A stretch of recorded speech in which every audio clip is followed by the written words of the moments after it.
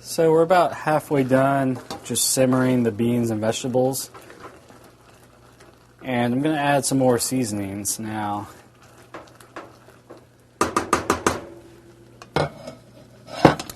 There's a good amount of salt in the beans already because they were canned.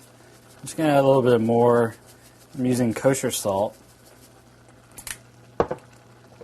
And some black pepper.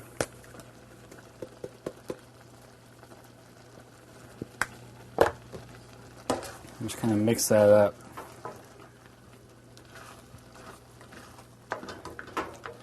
And at this point, I really just kind of, this is like all the seasoning I'm really going to do until it's done. So I'll just kind of do it to taste. I'll just get a spoon and taste it and see if there's anything else I want. Probably a little bit more salt.